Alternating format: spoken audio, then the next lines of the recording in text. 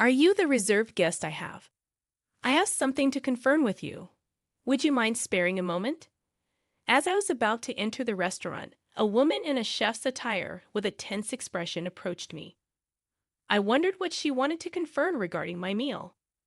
When I listened to her, I was hit with a shocking revelation that made me go pale. My name is Emily Thompson, 31 years old, working in the advertising industry. I work hard to create better advertisements. It's a challenging but very rewarding job. My husband, whom I met through work, is named John, a year older than me, and we've been married for a year. Being a dual-income household, we share our household chores and help each other out, managing our life quite efficiently. Initially, our interactions were only related to work, but as time went by, we started having more personal conversations and grew closer. I realized that we had similar interests and values, and I started developing feelings for him. When our collaborative project was coming to an end, fearing that we might not see each other often afterward, I mustered the courage and confessed my feelings to him. I had always been focused on my work, and while I dated before, this was the first time I ever confessed my feelings to someone. I was very nervous, but he accepted my feelings, and so we started dating. After a year, he proposed and we got married. Before marriage, John told me he had been previously married and was divorced. They were married for about a year, had no children, and mutually decided to part ways due to differing values. It seemed like John regretted not being able to make his previous marriage work. He seemed a bit reserved when it came to love, probably because of his past experience, but I understood. As long as there were no lingering issues, I didn't mind his past. It wasn't about wanting happiness from marriage, but wanting to live my life alongside John. So I accepted the fact that John was divorced and went ahead with the wedding. Our married life was filled with happiness, but slowly, the real implications of John being divorced began to unravel. After our wedding, we moved to an apartment close to both our workplaces. John's parents live nearby, and we get along well. Our married life has been smoother than I anticipated. Initially, I had concerns about living in close proximity to my in-laws, fearing potential conflicts. However, they were always kind to me. Given our work schedules, John and I hardly have time during the weekdays, but we make the most of our weekends together. Living with my husband, and both of us working, we don't get much leisure time together on weekdays, except for brief conversations at dinner. Therefore, we spend a lot of time together on weekends. We both enjoy cooking and often experiment with dishes we want to try at home. Ideally, dining out would be great, but I have an allergy to fruits from the Rosaceae family. As a result, I can't casually eat out. Even when I think a dish doesn't contain these fruits, they might be used as a hidden ingredient. This makes it tedious to constantly check with restaurants. Even a slight touch causes my skin to turn red and swell. I feel bad asking about ingredients at restaurants and have developed an aversion to dining out due to this. I developed this allergy as an adult, and initially I was taken aback since I hadn't expected it. I recall a time when I ate a lot of strawberries and my mouth swelled up, making it difficult to breathe. I used to eat fruits frequently, and after getting tested at the hospital, I was devastated to find out about my Rosaceae fruit allergy. Discovering that I could no longer eat favorites like strawberries, apples, pears, and peaches saddened me. I've had reactions after eating food I thought was safe, only to find out they contained allergens, which further discouraged me from dining out. This made me apprehensive about buying ready-made meals or snacks, adding a bit of stress to my life. Perhaps due to the initial severe allergic reaction and the sadness of not being able to eat my favorite fruits, I became overly cautious about checking ingredients during meals with my husband while we were dating. My constant checks made me feel apologetic. However, I can't feel at ease without thorough confirmation, and without it, I can't fully enjoy meals. Still, we love eating, so my husband and I would select ingredients and enjoy cooking together. This routine helped reduce my excessive worries. Fortunately, both my husband and his parents understand my allergies, which has eased the mental burden. After getting married, I especially felt a deep understanding from my mother-in-law, who herself had experience with allergies. Her father had a severe wheat allergy, and as wheat is commonly used in many products, even a small amount affected him. Allergies, as she explained, can be lethal. She researched my allergy and always ensured that meals were safe for me when we dined at her place or went out. Taking extra precautions, she made it a point to allow me to enjoy meals without worries. You shouldn't have to be scared during meals. I'll make sure everything is safe for you, she told me, which almost moved me to tears. I have a great relationship with my in-laws, especially my mother-in-law, who treats me like her own daughter. We often go out together, and my husband and his parents are wonderful people. The concerns I initially had about my allergies have vanished. One day, a project I proposed at work was successful, earning me a promotion, which I excitedly shared with my family. They were all thrilled, especially my mother-in-law.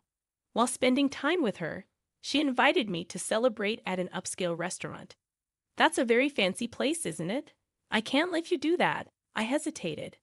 The restaurant was in a luxurious hotel nearby, which I had always dreamt of visiting since my student days. However, it was truly upscale, and I felt it was too extravagant even for a celebration. You don't have to hold back. This is such a joyous occasion.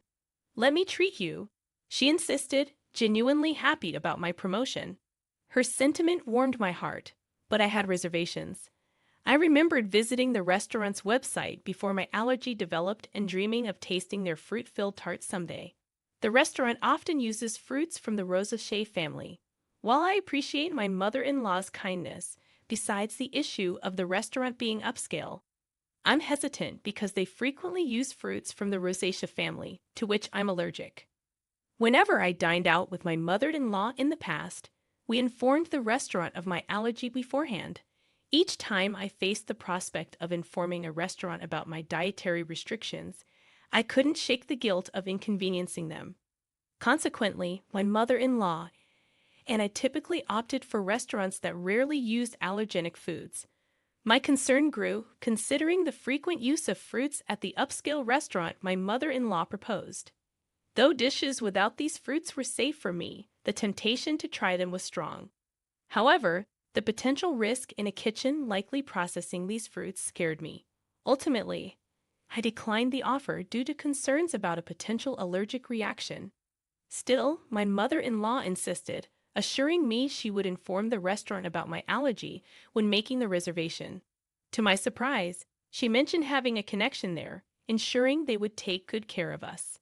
Feeling relieved by my mother-in-law's assurance and her history of considering my allergies, I agreed to have lunch at the restaurant. When I shared the plan with my husband, he was surprised to learn about his mother's connections. He appreciated the restaurant's consideration for allergies, but mentioned that they sometimes served fruit. Upon hearing that my mother-in-law had informed the restaurant about my allergies during the reservation, my husband seemed relieved. "It's a celebration of your promotion, right? Make sure to enjoy yourself," he said, noticing my anticipation for the day. Excited about the long-awaited celebration, I took a half day off from work and headed straight to the restaurant on the eagerly awaited weekday.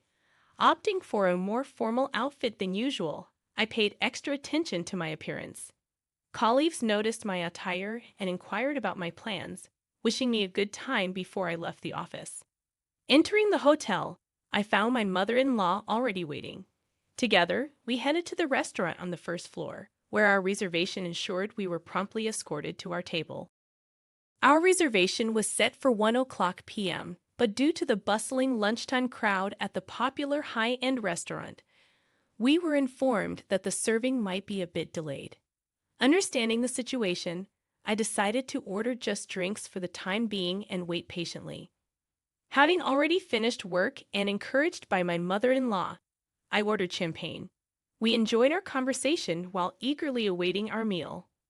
As I savored the effects of the alcohol and anticipated the dining experience I had longed for, I was in high spirits. The dishes at the neighboring tables looked delicious, and I was eagerly awaiting our own meal. Suddenly, my phone rang from inside my bag, and realizing I hadn't turned it off during our meal, I tried to silence it. Seeing the incoming call was from work, I immediately sobered up, worried that there might be a problem. Excusing myself from my mother-in-law, I stepped out of the restaurant to take the call, ensuring privacy in case of sensitive information. The call was regarding a document I had submitted earlier that day, and my colleague urgently needed clarification. Relieved that it wasn't due to an error on my part, I answered their questions and wrapped up the call in about 5 minutes. As I was about to turn off my phone to return and enjoy my meal, an unfamiliar woman, dressed as a chef from the restaurant's kitchen, approached me. "Excuse me, you're the customer who made a reservation for today's meal at the restaurant, right?" With a concerned expression, she urgently told me to leave the hotel immediately, stating that it was dangerous to go back to the restaurant. Suspicious of her intense demeanor, I sought clarification. Once I grasped the situation, I felt the blood drain from my face. I quickly hopped into a taxi waiting in front of the hotel and headed home. That evening, my mother-in-law called, furious about me leaving her at the hotel and returning home without saying anything, causing embarrassment. "You had everything set up to celebrate, and you just leave without a word. Don't you know basic manners? What kind of upbringing did you have?" She was angry in a way I had never seen from my mother-in-law before, and she started to berate me. I had always thought of my mother-in-law as a kind and gentle person, but there was no trace of that kindness now. I couldn't fathom the transformation in my mother-in-law. I had believed that the kind and caring mother-in-law I had known would be upset if I left without saying anything, but she would also be concerned about whether something had happened to me. However, she was furiously yelling with such intensity that I began to question the rumors circulating about her. Remaining silent, I endured her berating, which extended even to complaints about my parents and how they raised me. "You've been silent this whole time. Don't you realize you've done something wrong? You're not fit to be my son's wife," she yelled. After a long tirade, she finally seemed to calm down a bit. That's when I quietly posed a question to her. "You told me that you informed the restaurant about my allergies when you made the reservation today, and I could relax, right? But the restaurant wasn't aware of my allergies, so what happened? In fact, the meal today had ingredients that I'm allergic to, not only in the dessert, but also in the main courses. The allergenic ingredients were used in marinades and sauces, which weren't apparent from just looking. The woman who approached me earlier had taken the reservation call from my mother-in-law and said that no mention of my allergies had been made. However, she noticed the allergy badge on my bag and came to check just in case. As the chef responsible for our meal that day, she immediately noticed the inclusion of allergenic ingredients. If she hadn't informed me, I would have unknowingly consumed the food with allergens, resulting in a severe allergic reaction.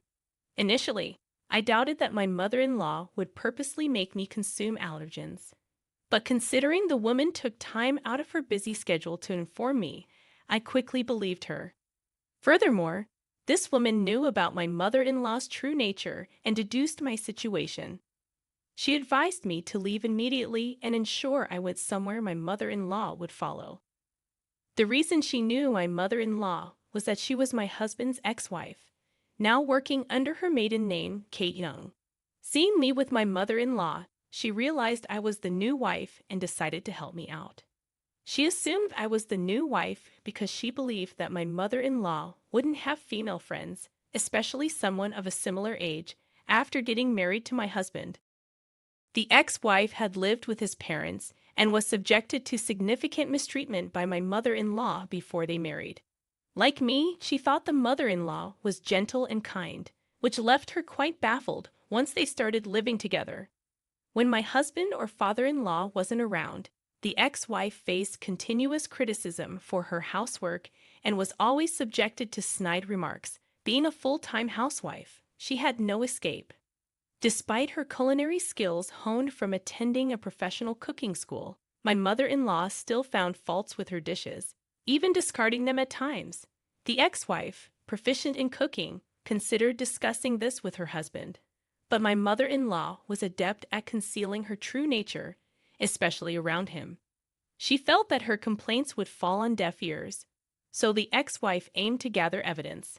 However, as a recently turned full-time housewife, she lacked funds and was almost constantly under the watchful eye of my mother-in-law. Unable to gather proof and without anyone to confide in, she felt trapped in this life. So she fled in the form of a divorce. Despite never having worked before, she utilized her culinary license to seek employment and was fortunate to land a job at the restaurant. Working diligently, over time, the memories of her mistreatment faded, and she began to enjoy her work. After a few years, she matured into a full-fledged chef. For some reason, my mother-in-law discovered that she worked there and started frequenting the restaurant. Upon realizing her ex-daughter-in-law was there, she discreetly threatened her for discounts, while the ex-wife declined absurd demands. Past traumas influenced her to yield to some. The connection my mother-in-law spoke of referred to the ex-wife. When I questioned why she hadn't communicated my allergies to the restaurant, my mother-in-law feigned ignorance. "I knew about your allergies, so I must have told them." "Maybe it's the staff's oversight," she countered defensively, placing the blame on the restaurant staff. Given that the reservation call was handled by the ex-wife, it was probable that my mother-in-law deliberately didn't mention the allergies, intending to pin the blame on the restaurant. However, I was already onto her game. Considering the restaurant's stringent guidelines on allergies, if informed, they'd have accommodated my dietary needs. Moreover, they record calls for dispute resolutions, making it easy to verify who was at fault. When confronted with this, my mother-in-law, not anticipating recorded evidence, fell silent. I pressed on. "You've always been cautious about my allergies. Why did you not mention them this time?" Until now, my mother-in-law was well aware of the dangers of allergies and always showed concern. I never imagined she'd do something like this. Given that we had a good relationship until now, I was curious why she acted this way and sought an explanation. I was shocked by her behavior, but more than that, I was baffled about why she would act in such a manner. After a brief silence, she defiantly shouted, "I despise you. You outshine me. You deserve some pain." She admitted to being envious since I received praise at work and was more liked in the neighborhood than her. Arrogantly, she claimed that even if I spoke out, no one would believe me. If it weren't for this incident, I wouldn't have believed she was capable of such actions. Thus, I had collected evidence to reveal her true nature and confronted her with it. Everyone present had heard her berate me and her intentions to purposely expose me to allergens. In fact, after leaving the restaurant, I immediately went to my parents' house, and John joined us. I had informed them of the situation, and we were discussing our next steps when she called. So I swiftly switched the call to speaker and started recording it for evidence. As a result, we had her incriminating statements on tape. She was taken aback by my revelation and asked in a shaky voice, "Wait, is John there with you?" She never expected her son to find out and asked in a trembling voice. In response, her son, who had been silent and emotionless gathering evidence, spoke up. "I heard everything. I can't believe you do something like this, Mom," he said in a suppressed, angry tone, and she hastily began making excuses, claiming, "It wasn't like that. I didn't mean." Her desperate attempt seemed insincere, especially after her earlier outburst. His anger was evident as he shouted, not only towards Kate but also towards Emily, "I don't even want to think of you as my mother anymore. We're cutting ties." Given the true nature of the mother he had trusted, John was beyond furious. He declared his estrangement from her, ignoring her cries. Furthermore, my parents said they would sue her for attempted murder, and John cut off the call, disregarding her voice. Later, when John informed his father about the incident, he was furious and suggested divorce, eventually throwing her out of the house. With no relatives to rely on, no income, and being a housewife, she clung desperately, pleading and crying. Her husband, feeling a final bit of pity, put her in a basic apartment, paying the first month's rent, and told her to find work so she could support herself. However, having been a housewife, she seemed to lack the drive to work and clung to both John and me. She barged into our house demanding money, but we drove her away, telling her to earn it herself. John, who was extremely stern, ensured she wouldn't approach our house again. Later, rumors suggested she started working at a nearby supermarket, but seemed quite disheveled. Given her nasty attitude, she had no one to rely on and seemed to be struggling on her own. I hope she continues to work hard, both for her own expenses and to pay us the compensation, and I want her to stay out of our lives. As for why she did what she did, it seems she was jealous of me and wanted to see me suffer. John's ex-wife had moved in after graduating from a vocational school and became a housewife. She was submissive, obeyed her mother-in-law, and had a quiet nature. Due to her unpleasant character, which made her disliked by women and her enjoyment in bullying those weaker than herself, she used to take out her stress on John's ex-wife. However, I am independent, working, and getting promotions. I had a higher social status than her and was well regarded in our neighborhood. Initially, she liked me, thinking I was a competent daughter-in-law, but she gradually grew jealous. Being unable to bully me, she wished I'd be in a position where I become incompetent, wanting to look down on me. After the explosive call when Johnny and his father confronted her, she confessed everything, leading to their declaration of cutting ties with her. Later, John apologized to his ex-wife for not noticing the bullying. At that time, he was new at his job and deeply trusted his mother, which blinded him to her behavior. Still, he felt he should have noticed and was regretful. His ex-wife assured him she was over it. She's dating someone now, and their conversation ended on a peaceful note. John felt relieved knowing she was genuinely happy, thanks to her help. I became friends with John's ex-wife. She's also career-oriented, and we get along well. Although she's his ex-wife, there's nothing concerning regarding their relationship, and I'm glad to have a friend close in age. After settling matters with my mother-in-law, John and his father threw me a promotion party. With the celebration from the two of them, I felt happy and determined to continue working hard without worrying about my mother-in-law.